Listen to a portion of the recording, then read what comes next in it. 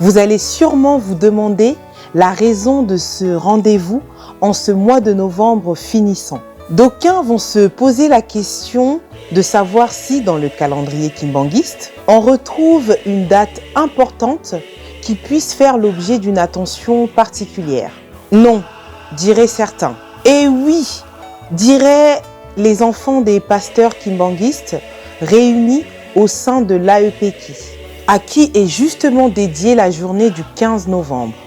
La raison, on le saura tout de suite. Le mois de novembre, c'est aussi et surtout le mois de ces événements importants dans l'histoire de l'église kimbanguiste, ignorés du grand public.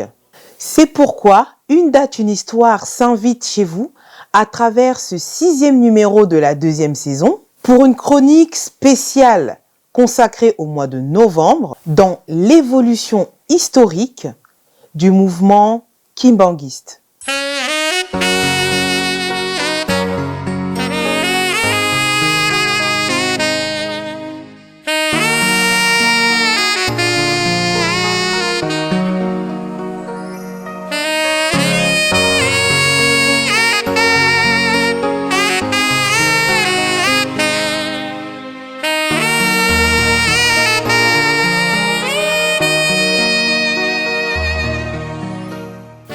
L'histoire de Papa Simon Kimbangu était écrite d'avance. Ce qui se passe aujourd'hui dans l'église kimbanguiste n'est que la matérialisation de toutes les prédictions d'une Toumois depuis 1921.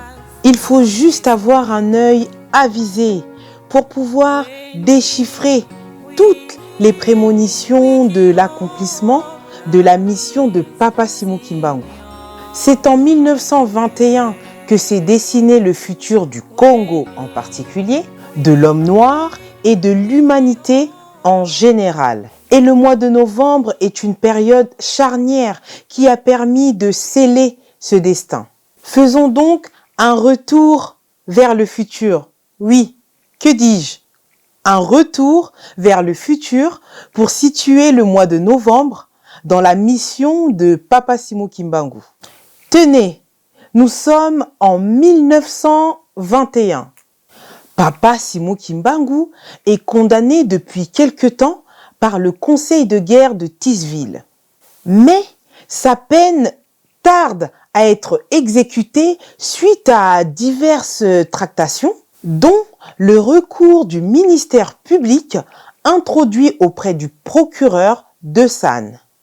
Bien que la peine de mort prononcée soit sursis, la décision du roi des Belges Albert Ier se faisait attendre. Entre-temps, Papa Simon Kimbangu reste en prison à Mbanza-Ngungu, alors que certains de ses collaborateurs furent transférés à la prison de Boma. C'est finalement le 19 novembre 1921 que le roi Albert Ier va commuer la peine de mort en détention à vie contre Papa Simon Kimbangu. Le 22 novembre 1921, M. Bureau, vice-gouverneur de la province du Congo Kasaï, rend publique la décision du roi Albert Ier par la lettre numéro 5680. Le jour suivant, le 23 novembre 1921, le vice-gouverneur ordonne le rapatriement des collaborateurs de Papa Simon Kimbangu à Tisville. Mama Mikala, retenue à la prison de Boma, va rejoindre Tisville. Par sa lettre numéro 5687, les collaborateurs de Papa Simon Kimbangu vont être transférés à Stanleyville, Pontièreville, donc Loa, et Elisabethville. À part certains spécialistes du droit qui maîtrisent pertinemment le fonctionnement de l'appareil judiciaire, on peut aussi compter quelques curieux ou passionnés du droit qui s'intéressent à la question de savoir pourquoi Papa Simon Kimbangu avait tardé pour commencer à purger sa peine. Parce que la procédure utilisée était une procédure de flagrance pour juger Papa Simon Kimbangu. Et lorsqu'on a prononcé sa condamnation, la condamnation ou la décision de justice devait être exécutoire. Donc, dans l'immédiat, il devait commencer à purger sa peine. Et si on regarde bien, on va constater que le prononcé du verdict était le 3 octobre 1921. Mais il fallait attendre jusqu'en décembre pour que Papa Simon Kimbangu soit finalement expédié. C'est au mois de décembre qu'il va quitter justement Tisville pour rejoindre son lieu d'incarcération. Mais pourquoi 2 mois? Entre-temps, qu'est-ce qui se passait? C'est là où il est intéressant de comprendre le rôle qu'a joué le mois de novembre dans les tractations qui se passaient avant qu'on ne se décide finalement d'envoyer Papa Simon Kimbangu en prison. Entre autres tractations, justement, il y avait cet appel auprès du procureur, l'appel par le ministère public pour que la peine de Papa Simon Kimbangu soit commuée en prison à vie. Mais il y a une très bonne question qu'il faut se poser là-dessus.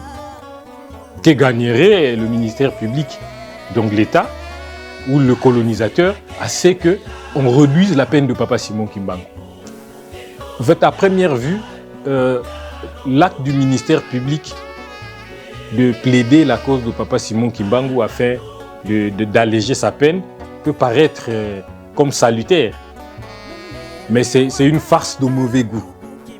C'est un peu comme le gentil policier qui essaye de négocier au prix de la liberté que Papa Simon Kimbangu renonce à son combat. Et comme apéritif, on va offrir à Papa Simon Kimbangu la commutation de sa peine de mort en prison à vie. C'est une technique de manipulation bien connue chez les tortionnaires. C'est pour pousser la personne à finalement céder. Et c'est qu'on ne nous dit pas, on est allé même plus loin, jusqu'à proposer à Papa Simon Kimbangu une retraite dorée, lui, sa femme et ses enfants en Belgique, pour laisser ce combat-là qu'il a mené depuis tout ce temps. Imaginez que Papa Simon Kimbangu était dépouillé de toute aide juridictionnelle, civile de son état d'ailleurs. Il n'avait pas le pouvoir de faire appel. Il n'y avait pas de possibilité. Parce que cette prérogative était réservée uniquement aux officiers ayant un grade supérieur ou égal au capitaine. Je pense que je suis sûr et certain que personne aujourd'hui parmi nous n'est capable de réfuter une telle offre. S'il lui arrivait on lui propose ça dans des circonstances qu'avait vécu Papa Simon Kimbangu. C'est ce qui fait de Papa Simon Kimbangu justement, c'est cette personne exceptionnelle dotée d'un altruisme hors pair. Le matériel pour Papa Simon Kimbangu ne représentait rien. Pour preuve, sur le plan matériel, Papa Simon Kimbangu n'a laissé aucun patrimoine à ses enfants, ni en termes de biens mobiliers ou biens meubles, ni en termes de biens immobiliers. Le seul héritage que Papa Simon Kimbangu a légué à ses héritiers directs et indirects que nous sommes, c'est le kimbanguisme. Pas kimbanguisme compris comme église aujourd'hui constituée, mais le kimbanguisme en tant que courant de pensée. Ce courant de pensée qui fédère aujourd'hui des millions de fidèles à travers le monde. Dans quel but? Dans le but d'instaurer justement ce pouvoir spirituel que lui seul, Papa Simon Kimbangu, est détenteur, ce pouvoir scientifique, les deux gages du bien-être matériel assuré. Raison pour laquelle on est tenu de respecter scrupuleusement toutes les directives que Papa Simon Kimbangu Kiangani nous donne aujourd'hui. Parce que Papa Simon Kimbangu Kiangani, c'est le Kimbangu d'hier et d'aujourd'hui. Et c'est lui qui demeurera éternellement. 31 ans se sont écoulés et le corps de Papa Simon Kimbangu gît depuis une année au cimetière de Sapin à Elisabethville. Nous sommes le samedi 15 novembre 1952. Un jour tout à fait ordinaire sous le soleil de Léopoldville. Papa Diangenda Kuntima reçoit une visitation tout à fait extraordinaire. Alors qu'il se trouvait dans la résidence de Papa Alphonse Kinyuka, son père Papa Simon Kimbangu vint lui ordonner d'effectuer un voyage afin de rendre visite à son grand frère Papa Akisolokele qui résidait à Thiela. Mais au cours de cette apparition, Papa Simon Kimbangu lui prédit la mort par accident. Le verdict était déjà prononcé, la sentence dite contre son gré. Quel dilemme pour ce jeune futur chef de l'Église condamné à mourir malgré lui. Mais il importe de rappeler que lors de cette apparition, Papa Joseph Dianguinda Kuntima était âgé de 34 ans, comme le fut d'ailleurs son père au prononcé du verdict de sa condamnation à mort le 3 octobre 1921. Nous n'allons pas clôturer ce mois de novembre sans faire allusion à un événement qui marque un tournant décisif dans la gestion administrative de l'Église en Europe, plus particulièrement en France. Tout partira de Paris, avait prédit Papa Akisolokele Charles. Il fut un temps où il n'existait plus des collèges exécutifs nationaux, ni de direction nationale de l'Église kimbanguiste en Europe. Si ma mémoire ne me trahit pas, les derniers directoires datent de 2009, après avoir existé pendant plus ou moins 2 ans.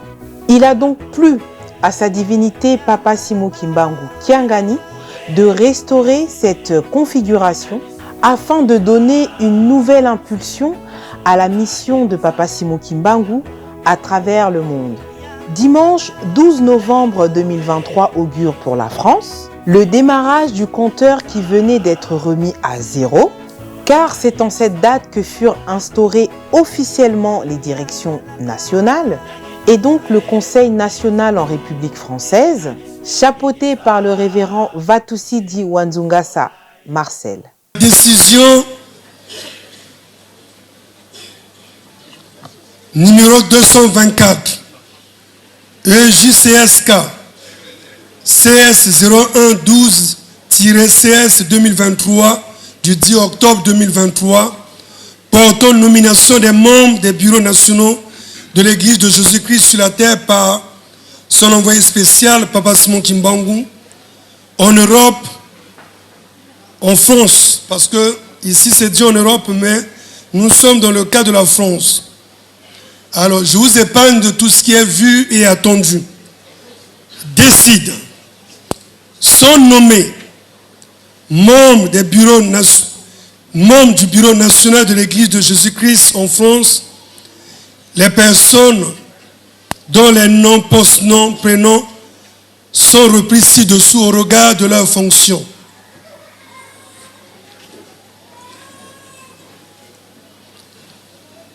Révérend Vatusidi Wanzungasa Marcel, pasteur national délégué.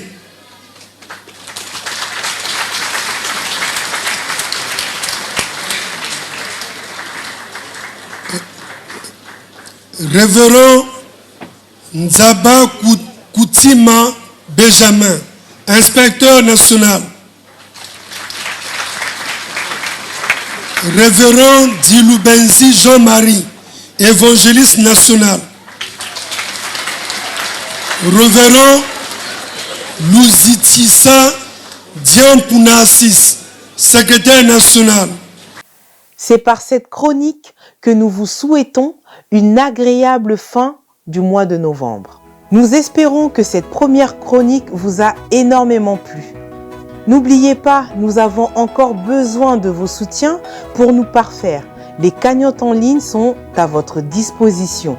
Le prochain rendez-vous avec l'histoire, c'est le 24 décembre pour célébrer la reconnaissance officielle de l'Église de Jésus-Christ sur la terre par son envoyé spécial, Papa Simon Kimbangu.